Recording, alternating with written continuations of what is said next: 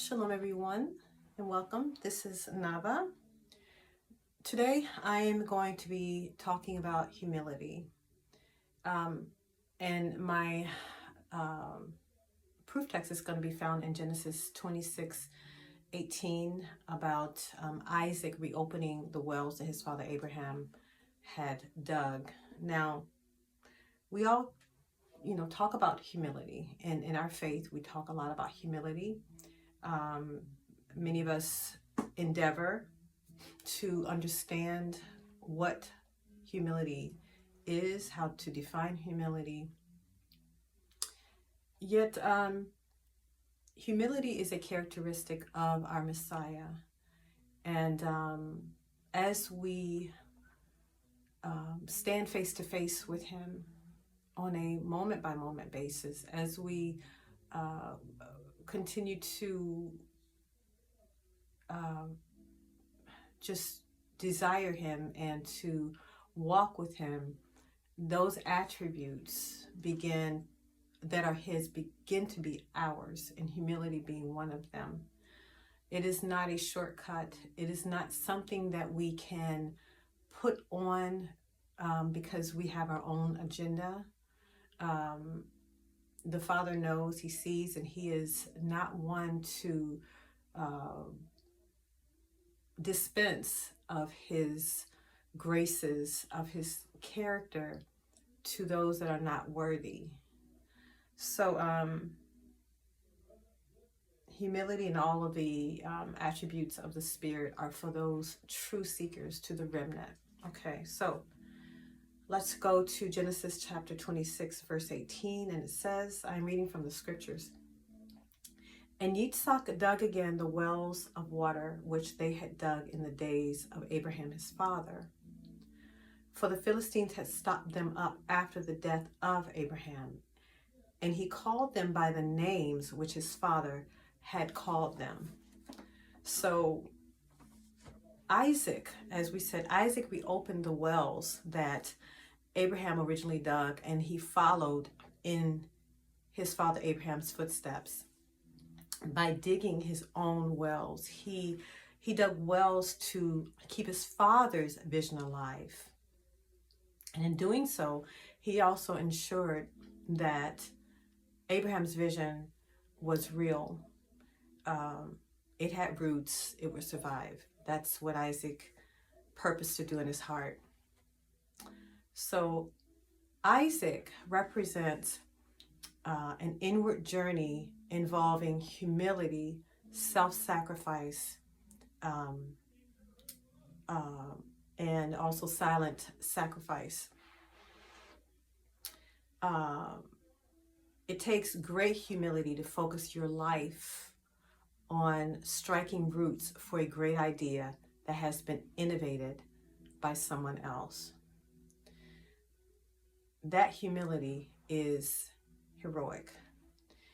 And in this culture, in our particular culture, what I just stated is counterproductive, or it counteracts the truth of how our ancients lived and how they thought, what motivated them.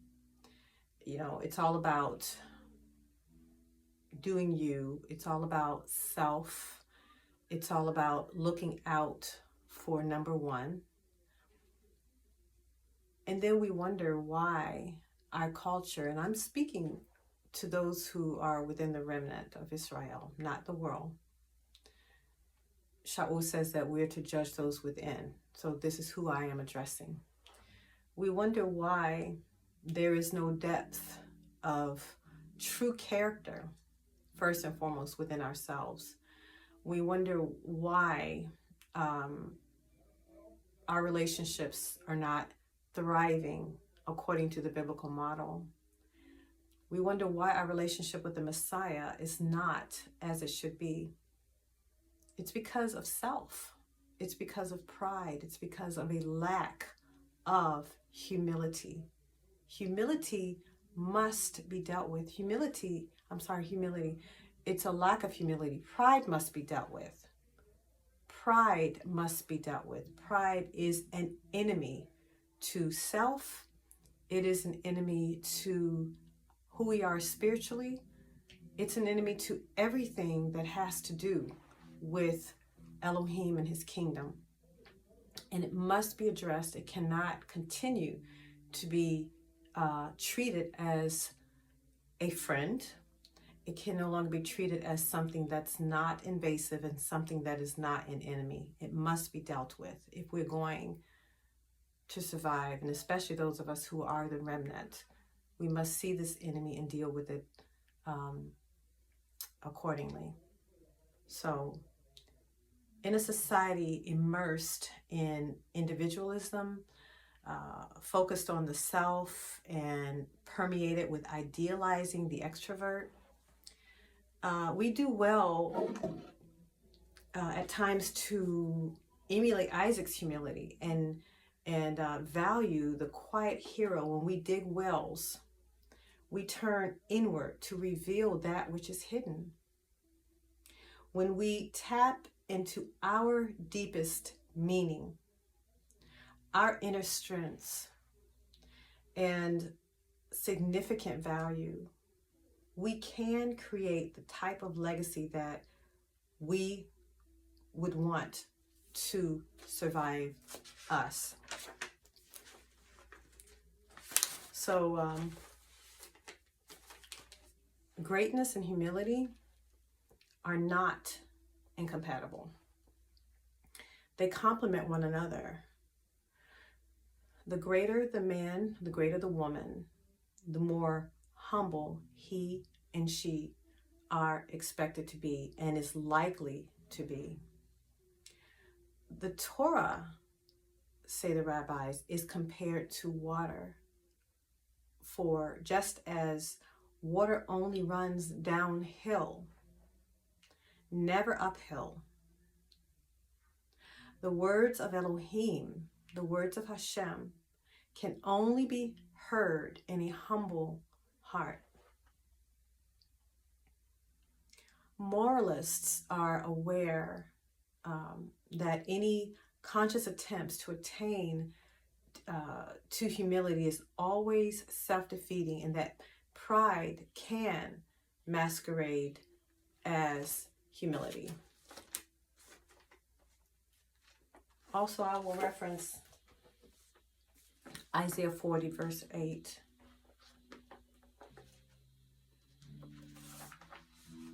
And it says, "Grass shall wither, the flower shall fade, but the word of Elohim stands forever."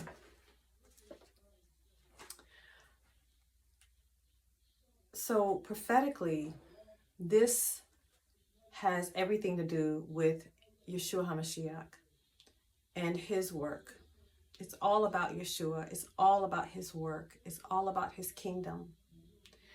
We prepare for dignitaries and with red carpets, with pomp and circumstance. We dress in our finest. We bring out our best in honor, speech, and actions. How much more should we bring down our lofty, prideful thoughts and bring up the good word planted by the Kadosh Ruach? May we prepare the way of the Lord. May we prepare the way of Adonai. Remove every hindrance. Make plain, straight our thoughts and our actions before him, who sees with the eyes of 1,000 suns. We cannot hide. He sees us. That we may be ready for his will on the earth and prepare for his malkut, for his kingdom. What are all our possessions or all our earthly pursuits but as the grass and flower, as I just read in Isaiah 40, verse 8? And what does it profit a man with titles and a good reputation and a good life, to only have his words and all of his actions and all of what he thinks is his burned up in the end. What is humility? What is its importance? Humility is the revelation that we are as grasshoppers before our Elohim, before El Elyon, before our God. When we consider that we have no will in our birth, nor our death, and the span of time between is measured and limited, finite, and also with the understanding that our presence is by the sheer omniscience, will, love, and power of Elohim. When we truly understand that, that should give us a true view of who he is and who we are not, but only in him. With the fact that we are nothing more in our flesh than dust.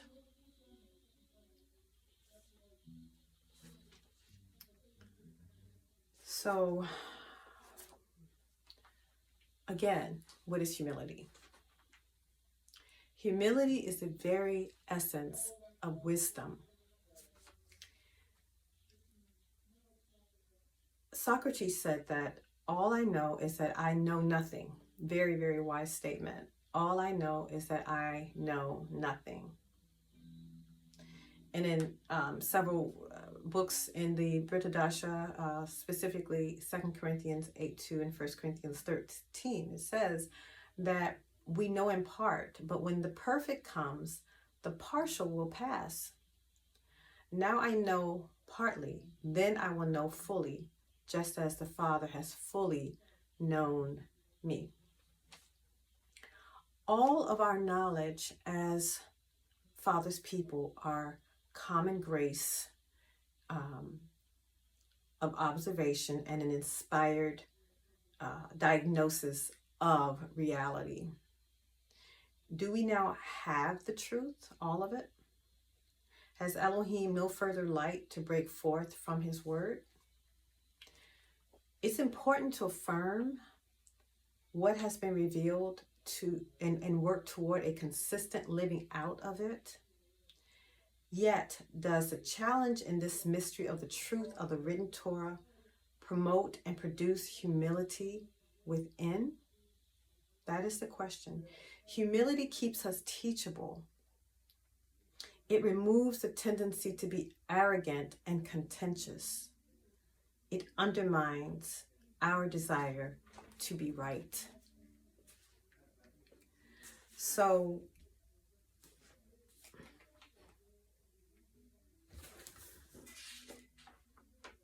it seems it scrubs away the arrogant tendency to seek visibility and prominence just to show we're alive. Proverbs 1:8 teaches us to hear, to listen, to give heed. We do so when we recognize that however great our achievements, we know nothing as we ought to know. So when we're truly desiring the sincere milk of the word, we're more inclined to listen than to pronounce, to consider than to contradict, to qualify than to shout out.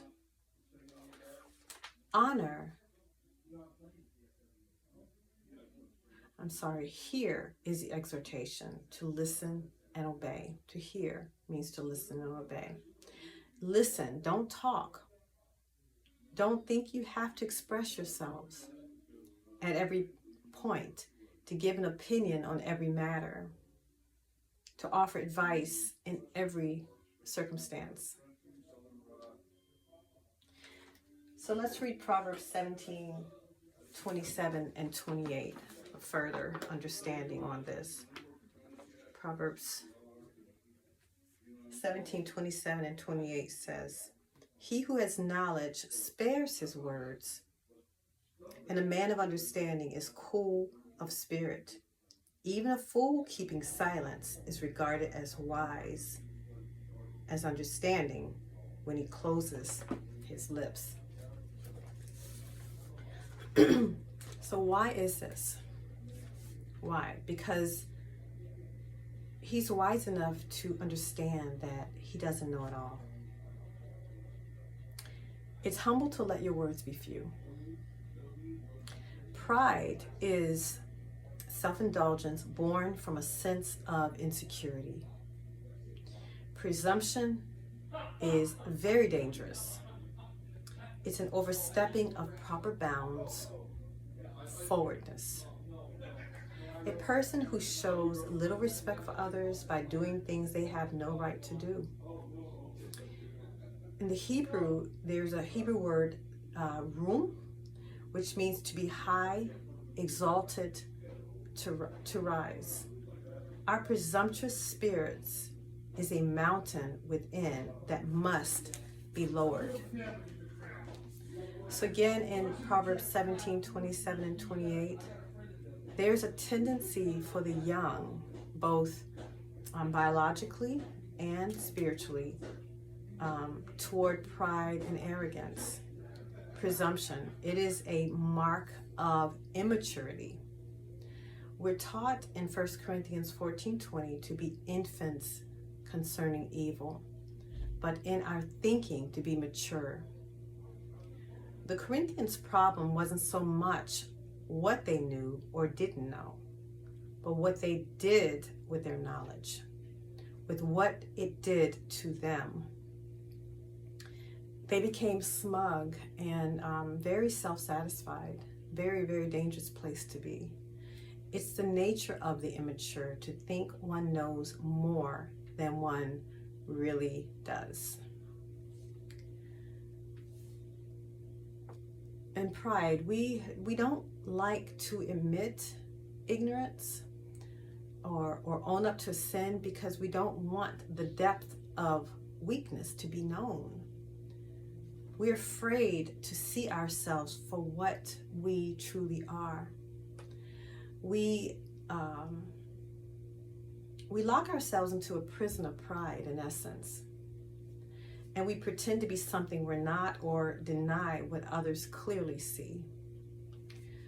So this is when we should rely on Proverbs 3, 5, and 8, and I will read that as well. Proverbs 3, 5, and 8 says, "Trust in Yahweh, trust in Adonai with all your heart, and lean not on your own understanding. Know him in all your ways, and he makes all your paths straight. Do not be wise in your own eyes. Fear Adonai and turn away from evil. It is healing to your navel and moistening to your bones."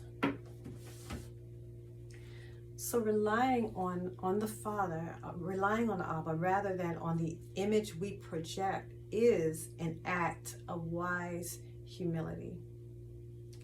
Acknowledging his greatness can only be done in sincerity if we admit our own limitations, and that's the only way to walk the straight paths and usher in the King into our hearts. So, self-affirmation. Self-affirmation involves deviousness. If we're willing to see ourselves for what we are, rather than being wise in our own eyes, the Father will reflect even larger and will have all the more reason to lovingly fear him, to turn away from pride, and do well to others to which we've been called to. The result will be healing to our flesh and refreshment to our bones. No longer feeling the need to pretend. We'll be able to conduct ourselves with gentleness because we have a clean conscience toward the Father and before the Father and man. And arrogance and fear of the Father are opposite. Proverbs 11:20. The opposite of these are the product of pride that fuels us to view self as deserving and worth more. Let's read Proverbs 11:20. Proverbs is my favorite book. Proverbs 11:20 says, "The perverse of heart are an abomination to Yahweh, but the perfect in the way are his delight." The perverse of heart are an abomination to Yahweh, but the perfect in the way are his delight.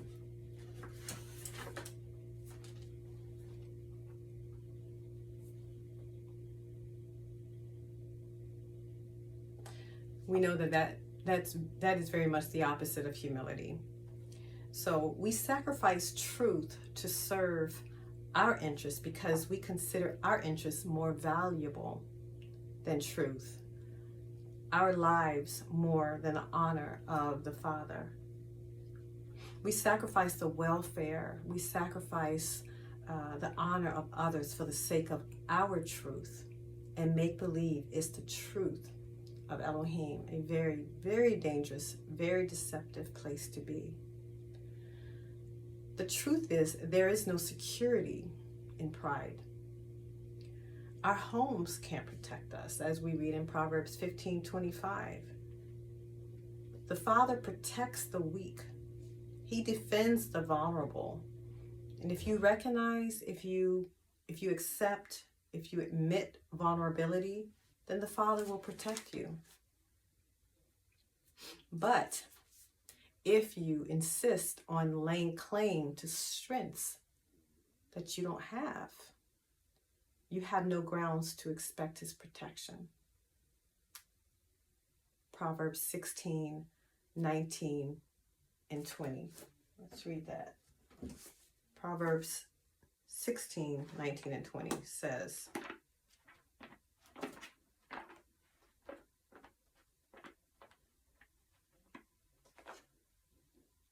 "Better to be lowly in spirit with the poor than to divide the spoil with the proud. He who acts wisely concerning the word finds good, and blessed is he who trusts in Yahweh."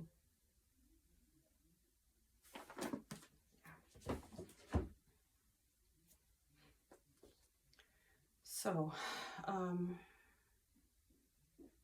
the spirit of pride is to ravish, to take, to steal, to be preemptive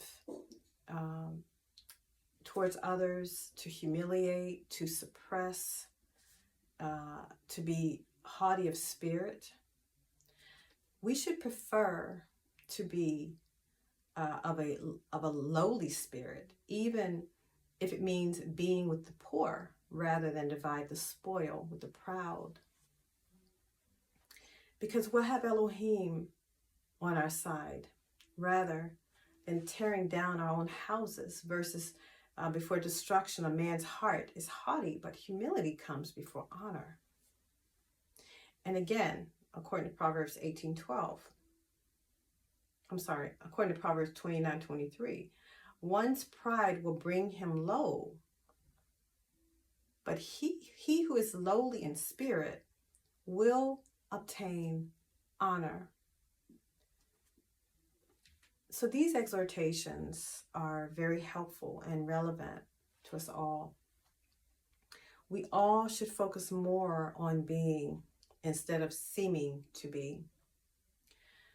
And as Talmidot, as disciples of Yeshua, we should be striving after humility.